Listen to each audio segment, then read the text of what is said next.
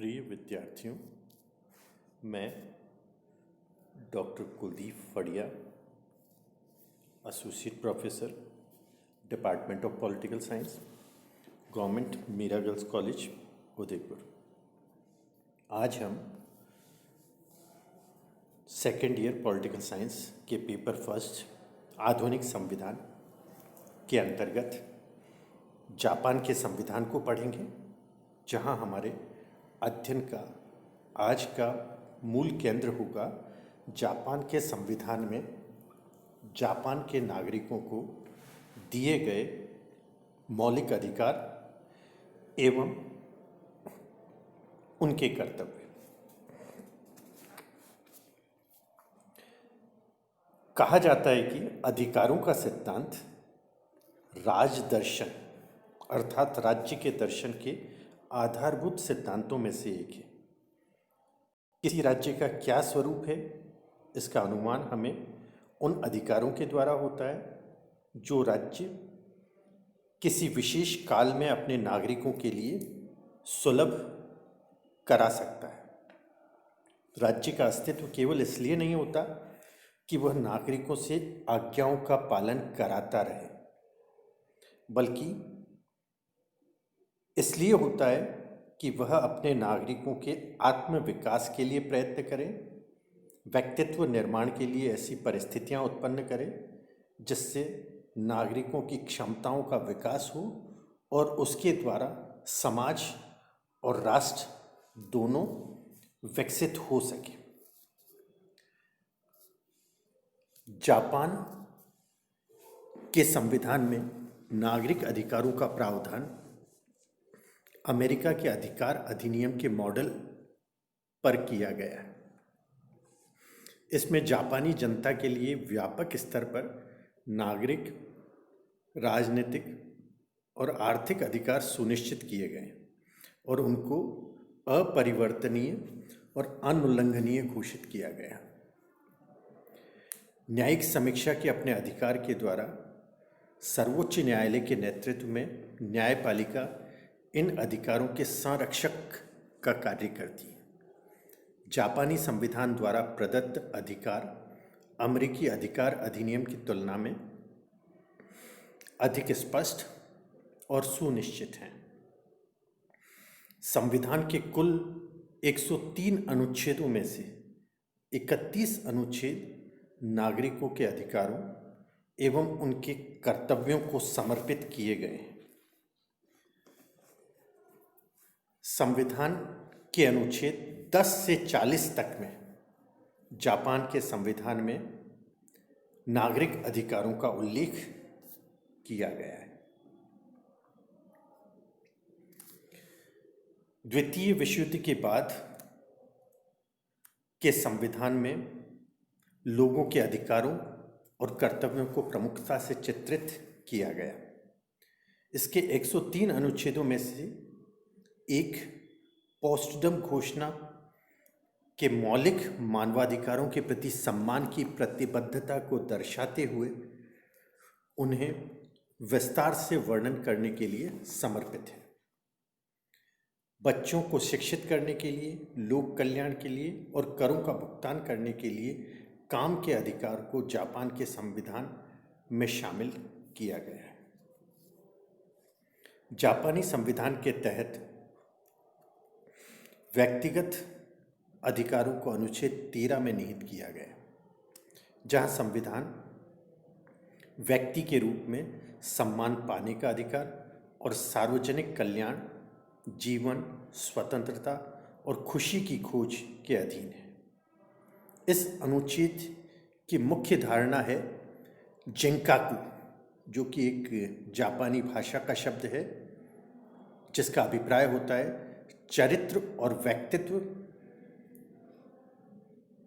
के तत्वों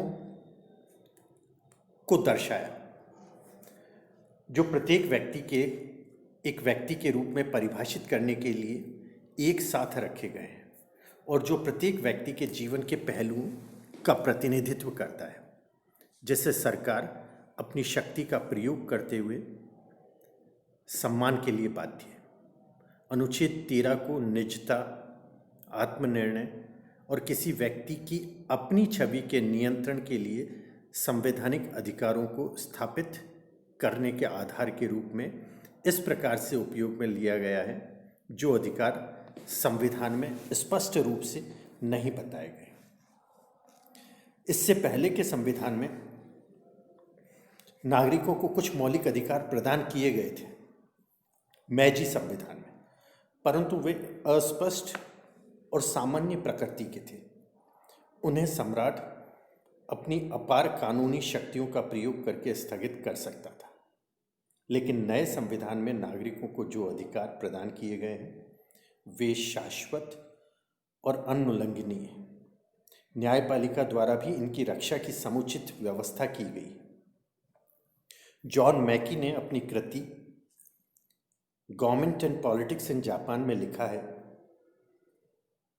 प्रशंसनीय बात यह है कि जब से संविधान लागू हुआ है तब से अब तक कार्यपालिका, विधायिका अथवा न्यायपालिका द्वारा संविधान द्वारा प्रदत्त अधिकारों में से किसी एक का भी अपहरण नहीं किया गया।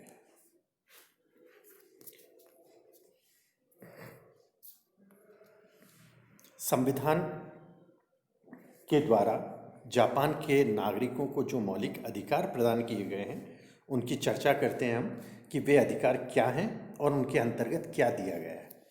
पहला है समानता का अधिकार।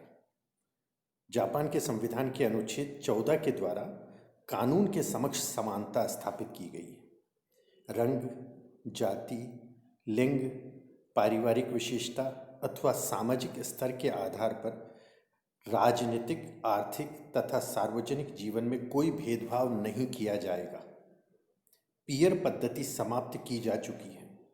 सामंतों तथा सामंतवाद को कोई मान्यता नहीं दी जाएगी। वंशानुगत आधार पर कोई सम्मान, पुरस्कार अथवा राज चिन्ह प्रदान नहीं किया जाएगा।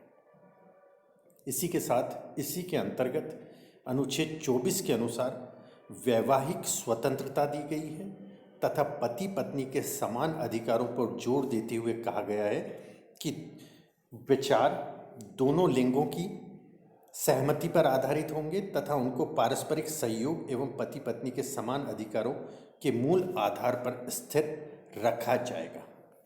दूसरा अधिकार जो जापान के संविधान में दिया गया है वह है स्वतंत्रता का अधिकार। इससे बहुत विस्तार से उल्लेख किया गया है। अनुच्छेद 19 में कहा गया है कि लोगों के विचारों तथा अंतःकरण की स्वतंत्रता का उल्लंघन नहीं किया जाएगा। अनुच्छेद 21 के अनुसार नागरिकों को समुदाय बनाने, भाषण देने और प्रेस को अर्थात मीडिया को सरकार की आलोचना करने का अधिकार दिया गया है। संचार के साधनों द्वारा व्यक्तिगत गोपनीयता को नष्ट नहीं किया जाएगा। प्रत्येक व्यक्ति को विदेश जाने तथा विदेशी नागरिकता स्वीकार करने का अधिकार होगा। अनुच्छेद 31 के अनुसार किसी भी व्यक्ति को कानूनी प्रक्रिया के बिना जीवन तथा स्वतंत्रता से वंचित नहीं किया जा सकेगा। अनुच्छेद 37 के अनुसार सभी फौजदारी मुकदमों में अभियुक्त को किसी निष्पक्ष न्यायालय से शीघ्र तथा सार्वजनिक जांच कराने का अधिकार होगा। इसी प्रकार अनुच्छेद 38 के अनुसार किसी भी व्यक्ति को अपने ही विरुद्ध गवाही देने के लिए किसी भी संस्था के द्वारा विवश नहीं किया जाएगा।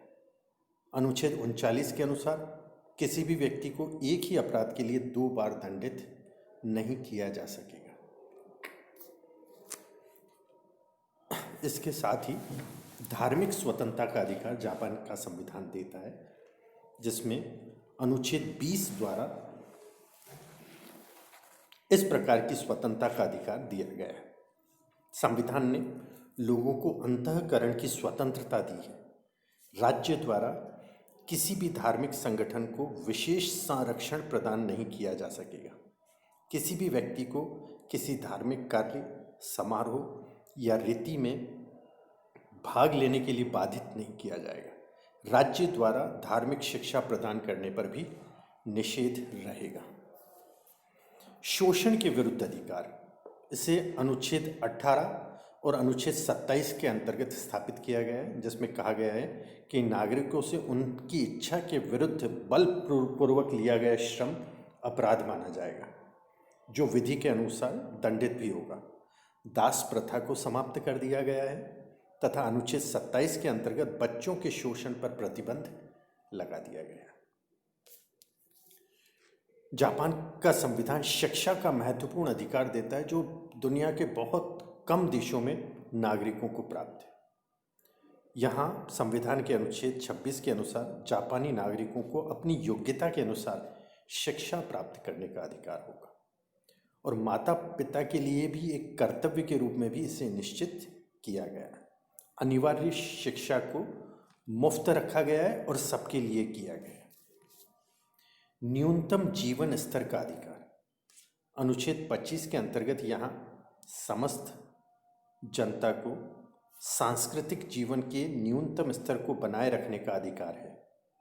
इस दिशा में जीवन के प्रत्येक क्षेत्र में राज्य का यह कर्तव्य है कि वह समाज कल्याण, सामाजिक सुरक्षा तथा सार्वजनिक स्वास्थ्य में उत्तरोत्तर प्रगति करने का अविराम प्रयास करे।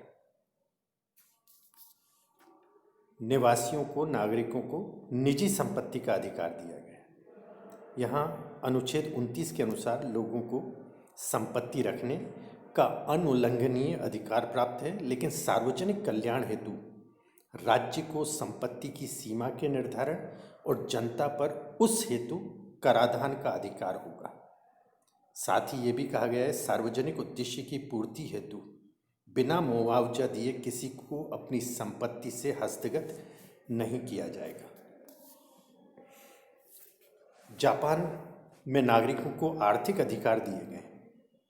आर्थिक और सामाजिक सुरक्षा के क्षेत्र में भी व्यापक स्वतंत्रताएं प्रदान की गई हैं। प्रत्येक व्यक्ति को काम करने और काम पाने का अधिकार होगा।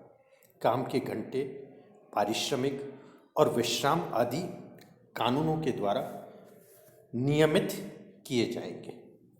इसके साथ ही राजनीतिक अधिकार दिए गए। संविधान के अनुसार प्रत्येक वयस्क व्यक्ति को मताधिकार प्रदान किया गया है। लोगों को सार्वजनिक पदों पर अधिकारियों को चुनने एवं अपदस्थ करने का अधिकार है। सार्वजनिक अधिकारी जनता के सेवक होते हैं।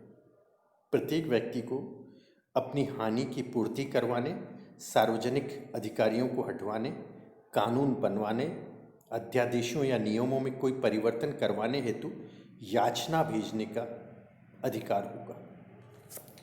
इसके साथ ही संवैधानिक उपचारों का भी अधिकार दिया गया है। यहाँ न्यायालय की शरण लेने के अधिकार से किसी व्यक्ति को वंचित नहीं किया जा सकता। किसी राजकीय अधिकारी द्वारा सताया जाना या निर्दयतापूर्वक दंड देना संविधान द्वारा वर्जित है। निरपराध बंदी बनाए जाने तथा न्यायालय द्वारा अपराध मुक्त सिद्ध होने पर व्यक्ति राज्य के विरुद्ध न्यायालय में अभियोग प्रस्तुत कर सकता है और अपने अधिकारों के लिए न्यायालय में याचिका दायर कर सकता है, जो कानून के अंतर्गत की जा सके। नागरिकों के कई मौलिक कर्तव्य भी जापान के संविधान के द्वारा निर्धारित किए गए और कर्तव्यों का संविधान में उल्लेख किया गया है। कहा भी जाता है कि अधिकारों का महत्व कर्तव्यों की दुनिया में ही कार्यरत हो सकता है। जापान के संविधान के द्वारा नागरिकों के जो कर्तव्य निर्धारित किए गए हैं, उनके बारे में हम बात करते हैं। अनुच्छेद 27 के अंतर्गत रोजगार पाने का अधिकार है, लेकिन इसके साथ ही ये भी कहा गया है कि कार्य करना सभी नागरिकों का कर्तव्य होगा। अनुच्छेद 30 के अनुसार विधि के अंतर्गत कर देना प्रत्येक नागरिक का कर्तव्य है। अर्थात यहाँ कहा गया है अनुच्छेद 30 के अंतर्गत कि कानून के अनुसार किसी भी मद में जो कानूनी रूप से उस नागरिक पर लागू हो सके, उसके अंतर्गत यदि वह व्यक्ति आता है तो राज्य के लिए टैक्स देना, कर देना उस व्यक्ति का, नागरिक का कर्तव्य होगा। अनुच्छेद 26 के अनुसार सभी नागरिकों का ये भी कर्तव्य है कि वे अपने संरक्षण में अर्थात उनके संरक्षण में जो भी बच्चे हों, जिन बच्चों के वे माता पिता हों या गार्जियन हो, उन बच्चों को कानून द्वारा निर्धारित सामान्य शिक्षा का प्रबंध वे कराएंगे। तो इस प्रकार जापान के संविधान में अधिकारों और कर्तव्यों दोनों को बराबर महत्व दिया गया है। बहुत बहुत धन्यवाद।